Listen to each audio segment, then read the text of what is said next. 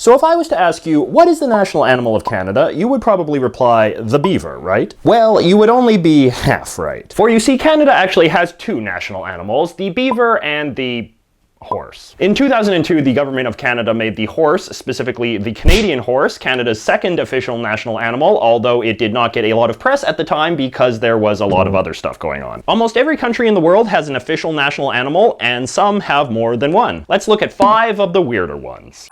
Now, some countries have made up things as their national animals. Bhutan and Wales have the dragon, Iceland and Latvia have the griffin, Scotland and Kazakhstan have the unicorn. But the nation of Singapore went even further and actually designed a new animal just for themselves. And here is what the 1964 Singapore Tourism Board came up with: the merlion. See, it's half mermaid, half lion. The mermaid part is because Singapore is an island, and the lion part is because Singapore's name means Lion City. Another fun fact about the fabulous merlion is that it is still under copyright protection by the Singapore Tourism Board. So don't use it without authorization, or they'll probably give you a whack with the cane they use to beat the gum chewers. Speaking of lions, you have probably noticed that a lot of countries use the lion as their national animal. Countries like England and Holland and Belgium and Sweden, basically most of Europe. And you might notice that these are not particularly lion-heavy parts of the world, and that the lions are usually drawn in a pretty screwy way. This is because way back in the day, when Christianity was still pretty new, a lot of the big Christian books used to come to Europe from the Middle East. And back then, lions had not yet gone extinct in the Middle East, so their books were still full of lots of pictures of them. And the Europeans thought that these crazy beasts looked really cool, so they put them all over their flags and shields and things. And they look kind of crappy just because everybody was kind of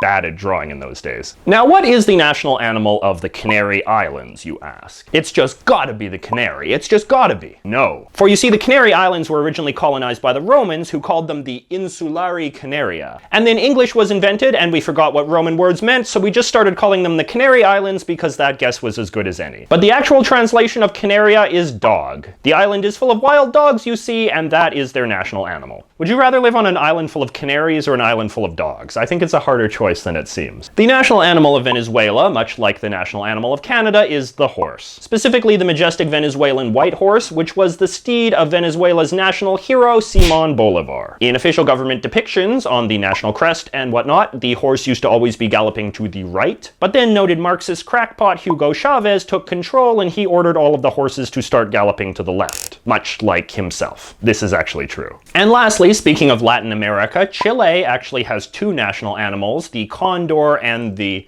huemul, which is some sort of deer thing. A lot of countries, in my experience, have deer-like things as their national animal. And anyway, the only reason why I'm mentioning this is because on the Chilean crest, they are both wearing little crowns, and it looks very cute. See, look at them chilling there, kings of their own little world. So clearly I am just beginning to scratch the surface of the world of weird national animals. If you know a good one that I should include in a future video, or if you're merely offended because I insulted your national animal, be sure to let me know in the comments. I mean, it's not like the beaver is so great. Or the horse.